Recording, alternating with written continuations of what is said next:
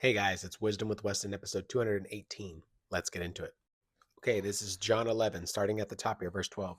Then his disciples said, Lord, if he sleeps, he will get well. We're talking about Lazarus. However, Jesus spoke of his death, but they thought he was speaking about taking rest and sleep.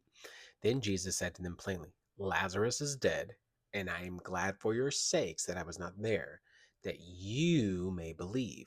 Nevertheless, let us go to him. Then Thomas, who is called the twin, said to the fellow disciples, Let us also go, that we may die with him. So they're confused, right?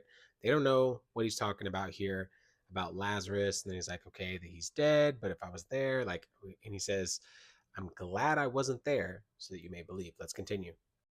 Okay, then they come to Mary. He says right here, then many of the Jews, Jesus has just risen Lazarus. He says, Lazarus, come forth, and Lazarus is resurrected. He says here, many of the Jews had come to Mary and had seen these things Jesus did, and what they believed in him. Didn't he just say that?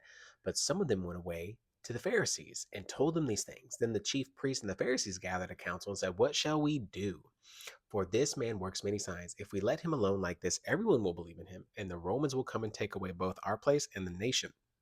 He says, and then one of them, Caiaphas, as the high priest, he said to them, You know nothing at all, nor do you consider that this expedient for us, that one man should die for people, and it says, not for the nation, that the whole nation should perish, right? So listen, it's very clear. I believe that Jesus allows things to happen when he could have shown up, right? Martha says, If you had been here, my brother would have been alive. And she goes, But I know that he'll be resurrected on the last day. And then Jesus says, your brother will live. And then she says, I know he'll live, he'll be resurrected on the last day. He says, I am the resurrection and life. Then he says, Lazarus, come forth. I believe God allows things to happen. It seems like he's not about to show up. The miracle's passed. He hasn't answered the prayer. And then on the back end, he does the prayer. It comes to pass. And it happens so that you may believe. And everybody else that was gathered there, what about all the people? What if all those people weren't there? What if it was just Martha and Lazarus in like a secluded place, right? In their privacy of their home. Nobody would have been able to see the miracle. Jesus waited.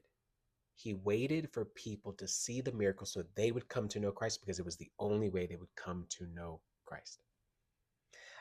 Your life is a message, a tool used in the master's hand, fashioned for people to come to Christ, because we don't even comprehend the glory and the riches and the joy that is in his presence. We can't even fathom what that is. And praise God that he uses our lives, not only for our benefit, but for the benefit of others right on time so that they too can come to salvation.